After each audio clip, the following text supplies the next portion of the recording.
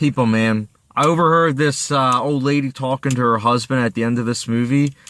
She was like, well, that was weird. And it's me, being me, was just thinking, what, have you seen Mother? Or anything by David Lynch?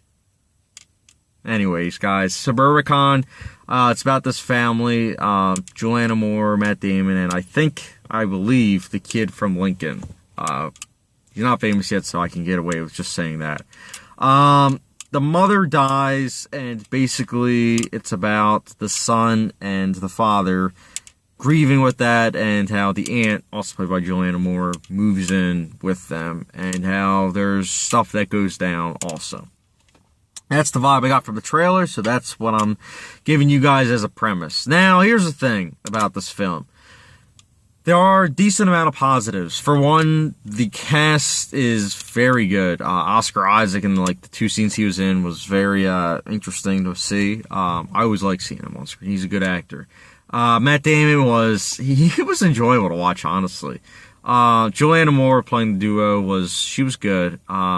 She's a good actress, and she did well. The kid, honestly, I liked him a lot in this film.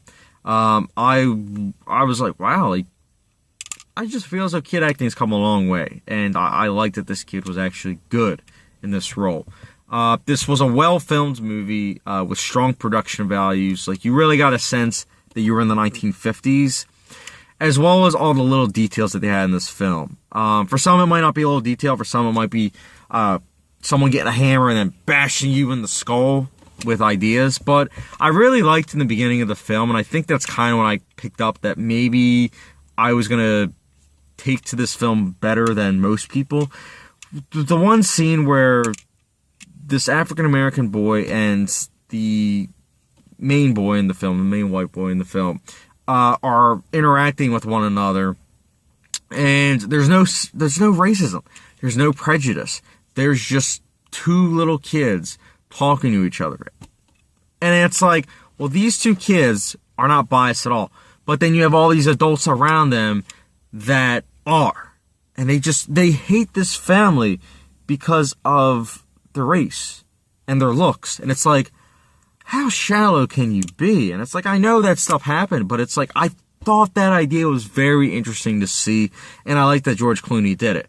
Now, with all these positives, now I can springboard from that positive onto the negatives. I think with George Clooney, that was a good idea, but I don't think that should have been an entire subplot, because it just felt so out of place. In fact, this film is like 3 different mini movies meshed into one. It makes sense. It's 4 screenwriters. It's the Coen brothers, great writers, George Clooney and Grant Hazelhoff, I think his name is. So it's 4 writers, and you really get the sense of that because it's 3 different mini movies. I think honestly, if they focused on just one, it would have been really good. But alas, it's 3 different films. It's almost like clashing tones, scenes that kind of interwoven in, and it just doesn't fit though. It's like it's a missing stitch almost. And when I was watching, I was like, okay, these scenes are interesting, but it's not necessary. It's not necessary because it feels like it's getting completely off topic. Like an old person basically trying to tell a story back in the day, and they just get off topic. And yes, if this was like The Lone Ranger, where it's being told from an old person, then yes, I would understand, but it's not. And so because of that, it felt jarring, and I understand why people don't like that.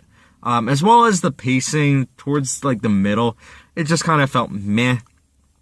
I also have to say that this film doesn't strike me as the type of film that will win people over as far as Coen Brothers fans, because it's the messiest of their films in terms of their writing style, and it's a shame, really. But I would give this movie a light recommendation. I would personally give it a 3.5 out of 5-star rating.